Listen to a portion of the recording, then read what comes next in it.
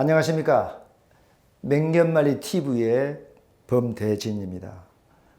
오늘 여러분과 함께 할 주제는 한마디로 무서운 단어, 차도살인이 되겠습니다. 빌릴 차자, 칼도자, 죽일 살자, 사람을 죽인다는 것인데, 이거는 손자병법 3번에 되는 그런 계략이 되겠습니다. 그러면 요즘 정치가 너무너무 진동하지 않습니까? 잘못 있으면 꼬리 잘리기 식으로 사람을 죽여버리는 거. 내가 죽인 것은 하수가 되는 거예요.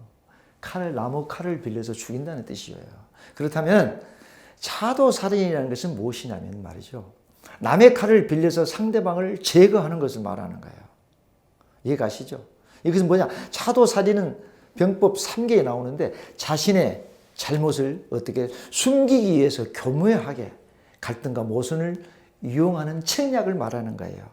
요즘 선거 얘기를 자주 하면 참 죄송한데요. 여당인 이 누구가 얼마나 죄를 많이 짓고 잘못을 많이 했고 거짓말을 많이 하고 있지 않습니까? 이것을 교묘하게 또 갈등과 모순을 이용하는 그런 하나의 책략을 말하는 거예요. 이게 차도살인인 것입니다. 다시 말해서 상대의 동향을 명확하게 파악한 후에 모호한 태도를 보이는 상대를 갖다가 출범하도록 또 유도시키는 겁니다. 그렇게 해서 상대를 공격하게 하고 또 어떻게 자신의 세력에게는 조금의 피해도 입히지 않도록 하는 것, 이것을 차도살인의 핵심이라고 보면 되겠습니다. 남의 칼을 빌려서 상대방을 죽여라는 뜻이에요. 그러면 이것은 남의 칼을 빌려서 우리의 적을 공격하는 것입니다. 그럼 자기 편은 역시 약간의 손해를 입히게 되지만은 상대의 싸움에서 승리를 해가지고 더 큰 이익을 가져오게 하는 것, 이것을 사실은 차도살인의 내용이 되는 것입니다. 여러분, 다시 말해서 나의 칼을 받으라! 며 칼을 빼드는 순간은 내 자신은 당신은 하수가 되는 거예요. 하수가 된다.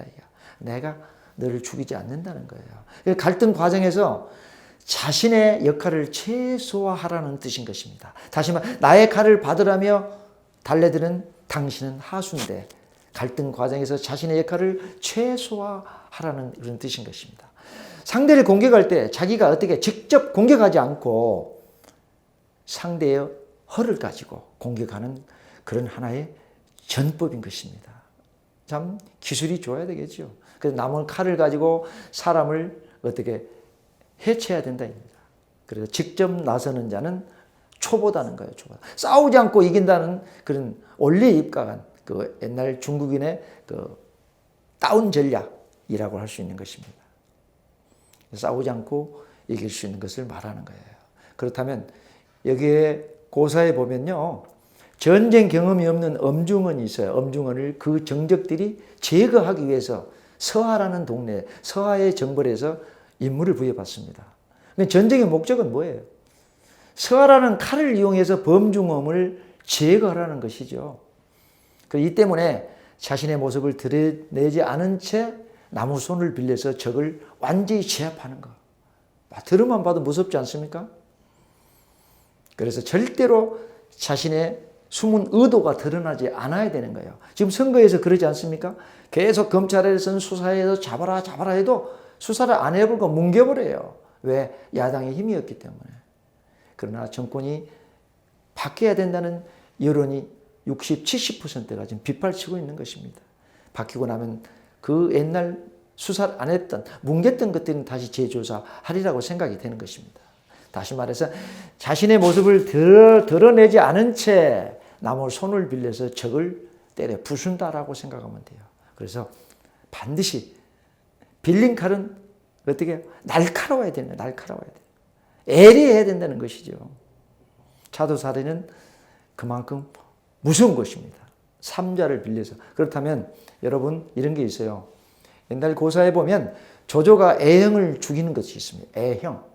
그 밖에도 차도살인의 애로는 복숭아 2개로 3명의 장수를 또 죽이는 누구냐? 안자가 있어요. 안자가 복숭아 2개로 3명의 장수를 죽여버리는 거예요. 말 한마디로 여포의 목을 벤 또 유비가 있어요. 또 남당을 멸망시킨 송태조도 에게 맞는 인물인 것입니다. 그래서 상대방을 제거하기 위해서 조직에서는 다른 사람을 적절하게 활용하는 것이 절대적으로 필요하다는 것입니다. 여러분. 자, 끝으로. 자, 차도 살인의 조건들이 있어요. 여기 5가지가 있어요. 여러분들은 어떠한 조건의 내용을 알고 있는가요? 자, 요즘 현재 정치하고 한번 비교를 한번 해봅시다, 여러분. 무서워요. 사람의 힘을 빌리는 것입니다. 사람의 힘을 어떻게 빌릴까요? 돈을 주고 빌릴까요? 야, 너 그 가족은 내가 다 책임질 때가 저놈을 죽여버려라고 얘기할 수가 있는 것이죠. 두 번째는 조건과 명분을 빌리는 거예요. 너의 파워, 힘 있는 거, 명분을 빌려서 그 사람을 죽이는 거예요. 세 번째는 뭘까요, 여러분? 재물과 또 돈으로 빌리는 거예요. 돈 있으면 죽여버리는 거예요. 참 세상의 이치가 그런 것입니다. 자, 첫 번째 사람 입으로 빌려서 죽인다. 재물과 명분으로 죽인다. 조건과 명분, 그 다음에 재물과 돈으로 빌려서 사람을 죽인다. 네 번째는 매개체, 신문이나 방송, 신문 등을 통해서 그 사람을 죽인다. 빌려서 죽이는 것이죠. 하나 여론이죠. 다섯 번째는 조폭들을 이용하는 거예요. 세력을 빌리는 것입니다.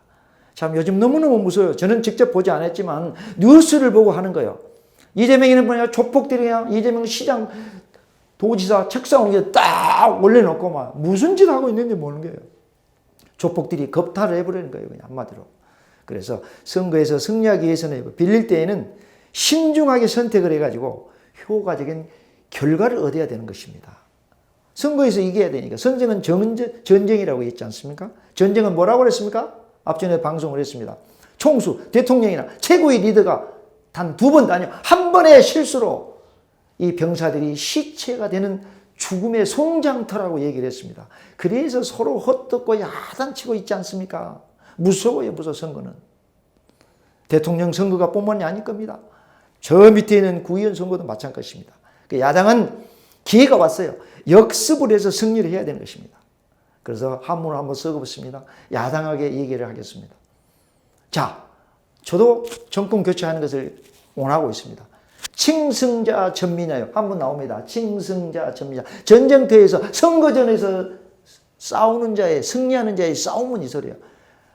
밑에 약결족수 천인지 계자라 그래요. 어렵지 않습니다. 막아뒀던 물을 여러분 천길계곡으로 터트리는 새처럼 압도적으로 당당하게 이기는 것을 말하는 거예요.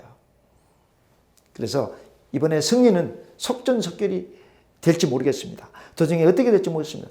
여당의 후보를 교체할지 도중에 아이고 못하겠네 다 드러나 버렸지 않습니까? 모든 비리고 모든 것을 국민은 더 이상 속일 수가 없는 거예요. 저는 윤 후보님을 굉장히 좋아합니다. 1년 6개월 동안 칼럼을 썼고 유튜브 방송으로 윤 후보님을 지원해 줬던 것입니다. 국민이 검증된 윤석열 대통령 후보를 저는 믿고요. 꼭 대통령 당선되리라고 저는 확신하는 것입니다. 물론 사람이 하는 일이기 때문에 앞길을 모르죠. 그렇죠? 범사는 불가역상이라고 그랬습니다, 여러분. 범사는 불가역상이야. 평범한 사람은 앞날을 점칠 수 없느니라라고 얘기를 하는 것입니다. 그래서 분명히 윤석열 후보는 하늘에서 내려온 천자다. 제가 방송을 했습니다. 박리에도 있고 또 손수고도 있었어요. 바닷가에 응거하던 바닷가에서 낚시하고 있는데 천거대에서 등용된 사람이에요. 그러나 국민의힘 윤석열 후보께서는 국민이 부른 대통령으로 영원히 남으리라 생각이 되는 것입니다. 현재 맞지 않습니까? 야당 후보에서 대통령이 될 만한 인물이 없어요. 혼자 똑똑하고 잘난 척해도 전부 아니더라는 것이죠. 그래서 요즘은 전쟁이기 때문에 우리가 시체가 나도는 송장터가 되지 않기 위해서 우리는 정당하게 선거에 임해주기를 간절히 바라는 것입니다. 자, 감사합니다.